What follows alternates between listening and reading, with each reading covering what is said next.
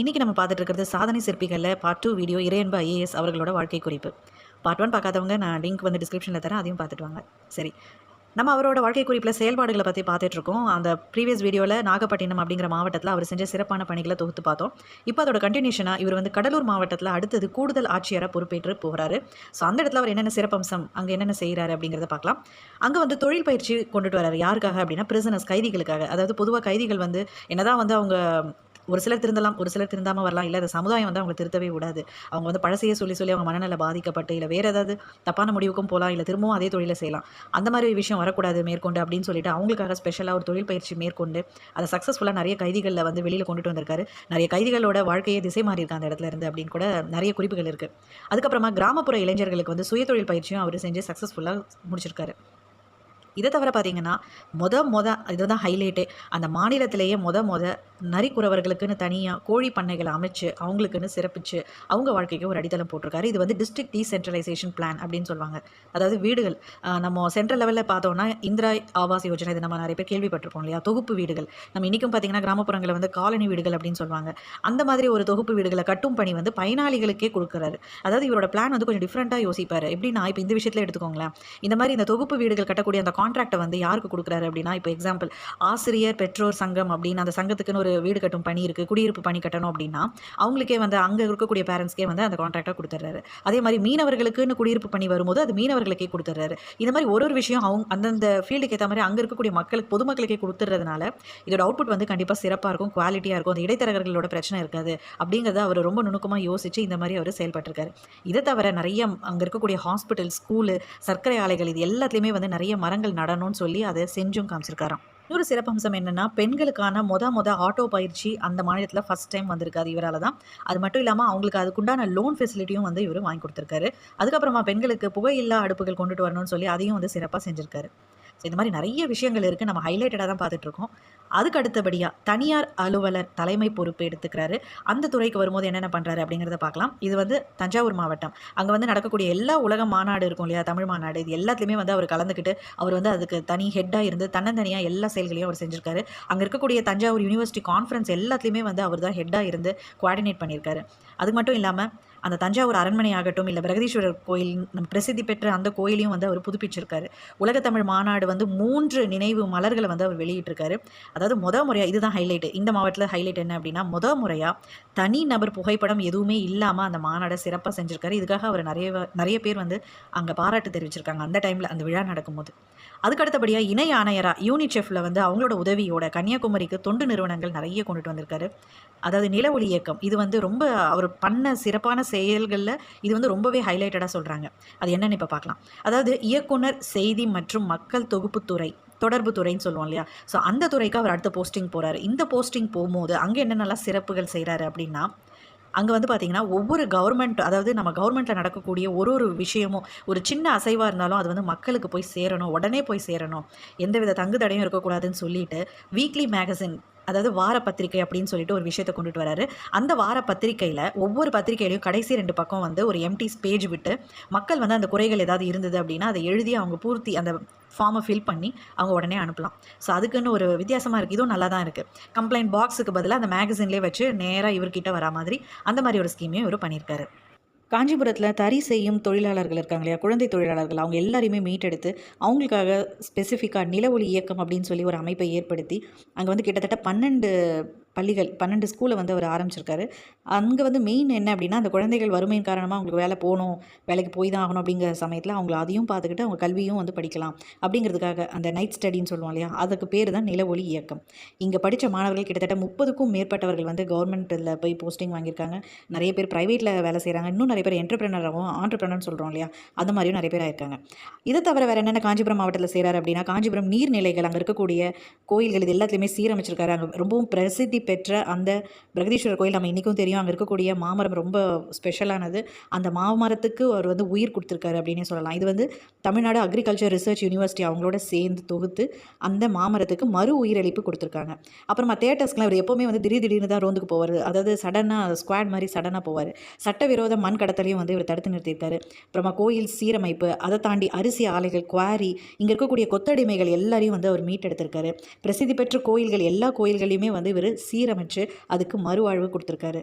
இந்த மாதிரி நிறைய செயல் திட்டங்கள் வந்து காஞ்சிபுரம் மாவட்டத்தில் இவர் இயக்குனராகவும் மாவட்ட ஆட்சியராகவும் காஞ்சிபுரத்தில் செயலாற்றும் போது இந்த மாதிரி சிறப்பு பணிகள்லாம் நிறையவே செஞ்சுருக்காரு. அதுக்கு அடுத்தபடியாக முதலமைச்சர் செயலகம் கூடுதல் செயலாளராக அந்த போஸ்டிங்க்கு போகிறாரு. அங்கே வந்து உழவர் சந்தையை அமைக்கிறாரு, கடன் வசதி எல்லாருக்கும் ஏற்படுத்தி கொடுக்குறாரு, பாலங்கள் கட்டுதல், சாலைகள் சீரமைத்தல்னு சொல்லிட்டு எல்லா விஷயத்துலையுமே அவர் சிறப்பாக செஞ்சுருக்காரு. அதுக்கு அடுத்தபடியாக அடுத்த போஸ்டிங் சுற்றுலாத்துறைக்கு வராரு. சுற்றுலாத்துறைக்கு அவர் போஸ்டிங் வரும்போது அவர் ரொம்ப அழகாக அங்கே வந்து சென்னை ஈசிஆரில் ஹாப் ஆன் ஹாப் ஆஃப் அப்படிங்கிற ஒரு ட்ராவல் ஸ்கீமை கொண்டுட்டு வராரு. அதாவது எங்கனாலும் ஏறலாம், எங்கனாலும் இறங்கலாம்.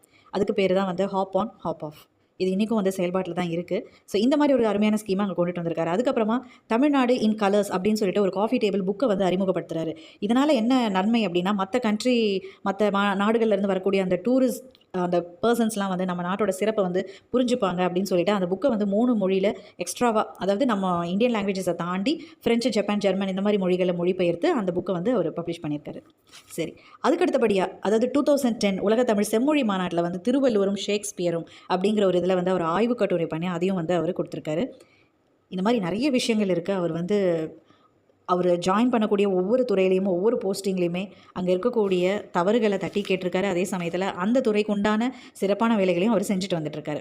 அதுக்கடுத்தபடியாக வனத்துறை போஸ்டிங்க்கு போகிறாரு. இங்கே வந்து கிட்டத்தட்ட 22 வருஷமாக பெண்டிங்கில் இருந்த 800 ரங்கீர்கள் பணி, அந்த விஷயத்தை வந்து இவர் சரி பண்ணியிருக்காரு. அதுக்கப்புறமா சந்தன கடத்தல், சிவப்பு, சாண்டல் இந்த மாதிரி மரங்களெல்லாம் வந்து நிறையவே எக்ஸ்போர்ட் பண்ணியிருக்காங்க. அந்த பிரச்சனையெல்லாம் வந்து ஒரு முடிவுக்கு கொண்டுட்டு வந்திருக்காரு. இதெல்லாமே அவர் வந்து வனத்துறையில் அந்த போஸ்டிங்கில் இருக்கும் போது அவர் செஞ்ச சிறப்பான செயல்கள். அதுக்கடுத்தபடியாக ஐஏஎஸ் எக்ஸாமில் வந்து மெயின் ப்ரிலிமினரின்னு 2 பிரிவு இருக்கும், அது நம்ம எல்லாருக்குமே தெரியும். அந்த மெயின் எக்ஸாமில் வந்து அந்த உதவித்தொகை 700 ரூபாயை வந்து அவர் 2000 இன்க்ரீஸ் பண்ணியிருக்காரு. இது எப்போ அப்படின்னா, அவர் அந்த துறையில் தலைமை இயக்குனராக இருக்கும்போது அந்த நிதி உதவியை வந்து இன்க்ரீஸ் பண்ணியிருக்காரு. அது மட்டும் இல்லாமல் ஐடிஎஸ், இந்தியன் ட்ரேட் சர்வீஸ், இந்திய வர்த்தக பணிக்குன்னு ப்ராக்டிஸ் செக்ஷனை கொண்டுட்டு வந்த ஐஏஎஸ் ஆஃபீஸர்னால் அது இவர் தான்.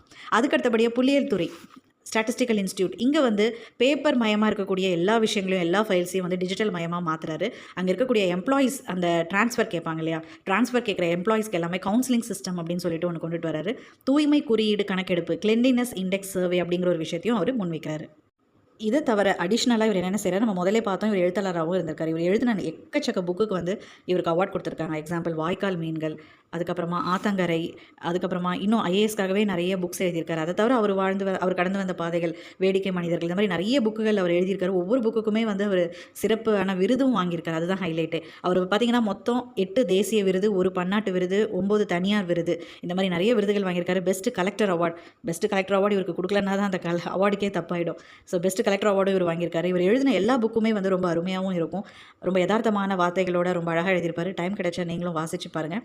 இவர் எழுதின புக்கிலே ஹைலைட்டான இன்னொரு விஷயம் என்ன அப்படின்னா, ஃப்யூச்சரில் வரக்கூடிய யூபிஎஸ்சி ஆஸ்பிரன்ஸ்க்கு அந்த மாணவர்களுக்கு உதவியாக இருக்கணுங்கிறதுக்காக ஐஏஎஸ் தேர்வும் அணுகுமுறையும் அப்படிங்கிற இந்த புக்கு வந்து ரொம்பவே யூஸ்ஃபுல்லாக இருக்கும். நிறைய பேர் பயனடைஞ்சிருக்காங்க.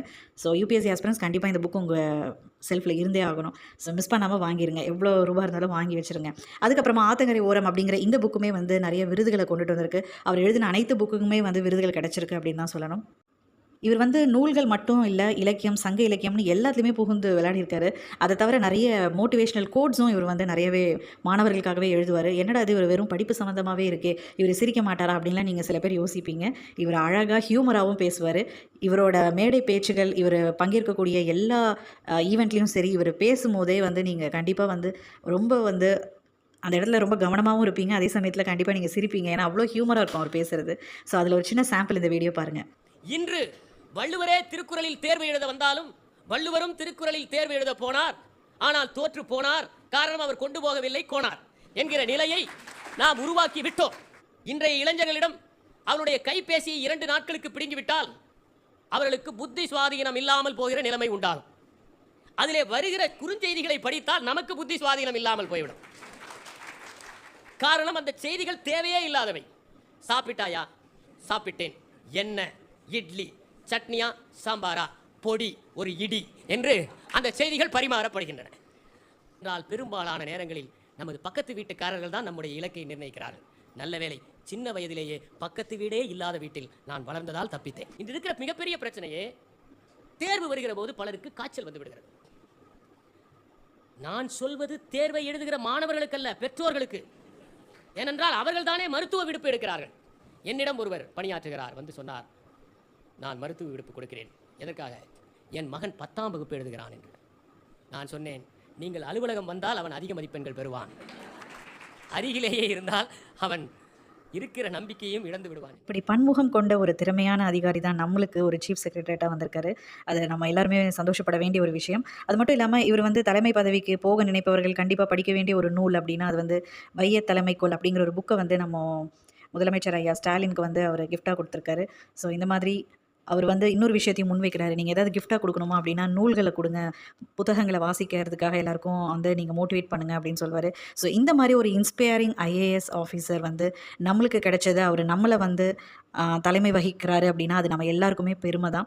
ஸோ கண்டிப்பாக இவரை பார்த்து நிறைய பேருக்கு வந்து நிறைய இன்ஸ்பைரிங்காக இருக்கும். நீங்கள் ஃப்யூச்சரில் வரக்கூடிய உங்களோட ட்ரீம்ஸ் ஐஏஎஸ் ஆகணும் அப்படின்னு நினச்சிங்கன்னா கண்டிப்பாக இவரோட ஸ்பீச்சை கேளுங்க, ஃபாலோ பண்ணுங்கள். சரி நண்பர்களே, நம்ம அடுத்த வீடியோவில் சாதனை சிற்பிகளில் வேறு இம்பார்ட்டன்ட் பர்சன் எடுத்து பார்க்கலாம். தேங்க்யூ.